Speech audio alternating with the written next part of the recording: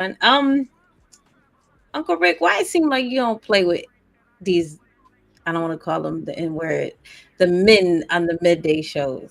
Why it seem like you just don't fool around? Who um who taught you how to be that way? Just Life, because just like time is of the essence. Don't nobody have time to be playing around. hmm. Did you have a father, grandfather like duo? Nah. My who taught me, or I should say, was my role models, was my cousin, my older cousin. Okay. So you're saying it's possible to take things and be taught by individuals other than your father. Yes, just because you got a father or the mother in the home, don't mean you're gonna come out a certain type of way. Okay. Okay. Thank you, Uncle Rick. I have a Wait, question. go ahead. I have a Yep. question. Should you take advice from just any man? Any man, no. Okay. Any How do you follow vet questions? which Okay. ones? How you gonna Yeah, take? how do you? It's like taking marriage advice from a single person. It don't make sense. Hmm.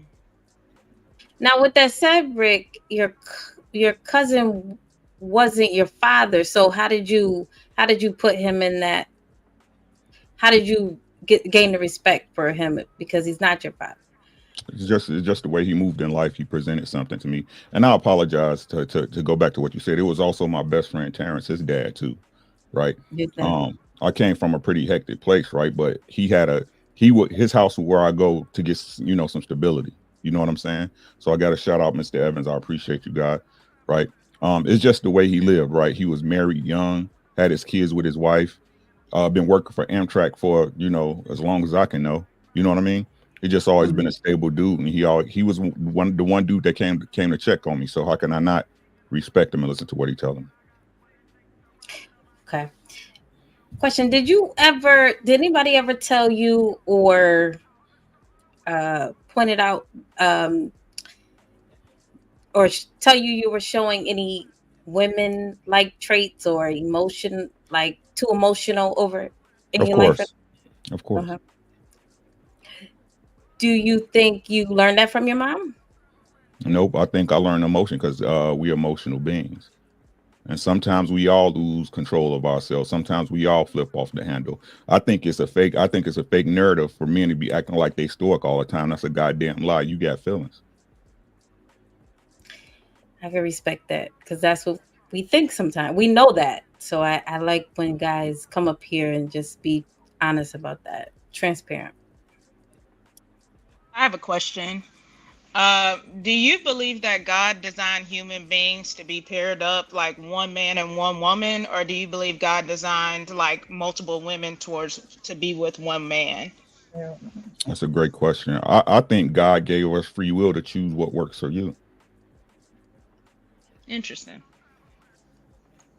Can you elaborate on that? Yeah, I think some people, the way they're the way they believe and the way they move and the way they see relationships is a pair bond, right? I think there are some people who see themselves as being with multiple people. I don't care what you do as long as you ain't hurting nobody. You know what I'm saying? And like I told you before, when we had discussions, I'm never gonna force my beliefs off on you. Don't force your beliefs off on me. We having a conversation. At the end of the day, we all gonna think what we want to think. You know what I mean? So again, it's just about what you want in your life and what is it costing other people, right? Like I said, your bullshit shouldn't mess with nobody else. That's the only thing I feel. That's really the only thing I be saying. Hmm. Hmm.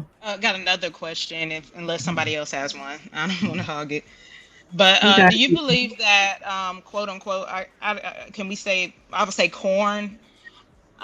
Do you believe that that is making men hypersexual in our society today? Corn. So Hmm.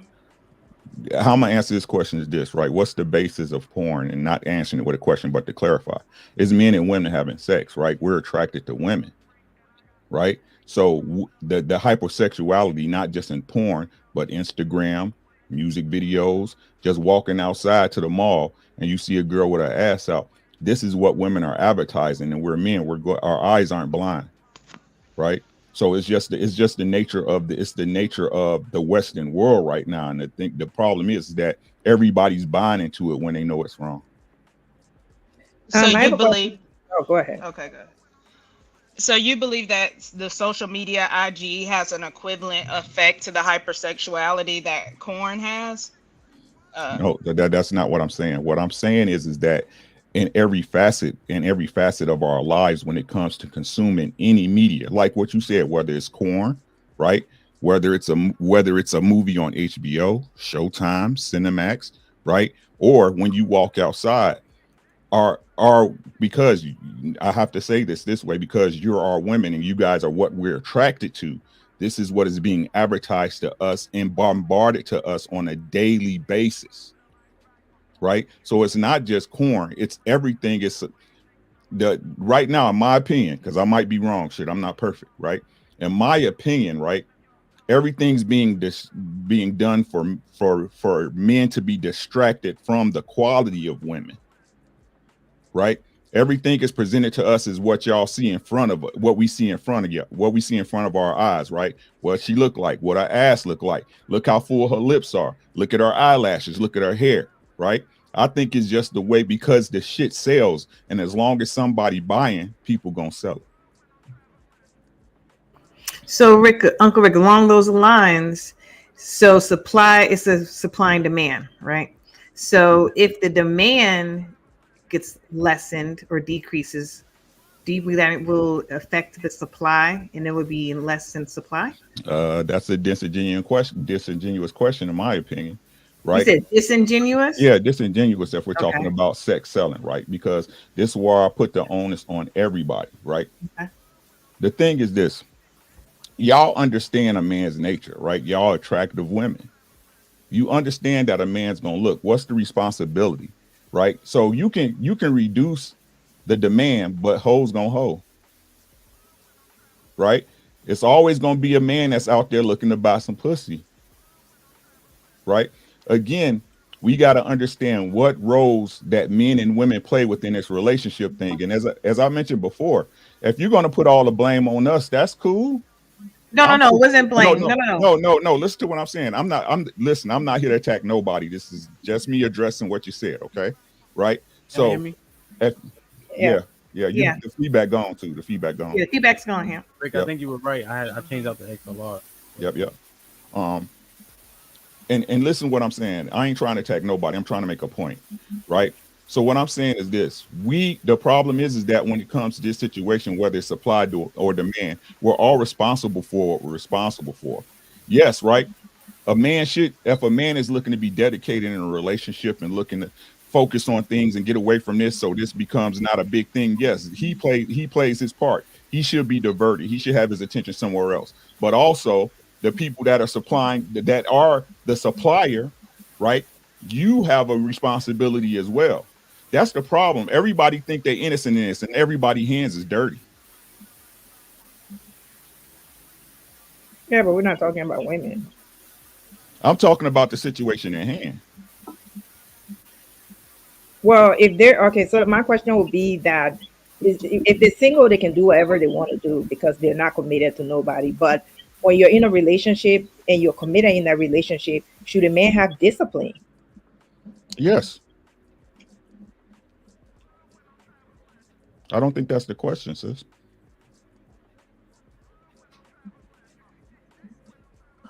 So, Goy, were you having a follow up, Goy? I was gonna let me think of my question again. Go ahead. So, Uncle Rick, what's up, Hank Deasy? I wanted to make sure I acknowledge you. Hi, everybody. I Hi. Oh my God. So, real quick, last question for Uncle Rick Mhm. before I get Hank Deasy up in here.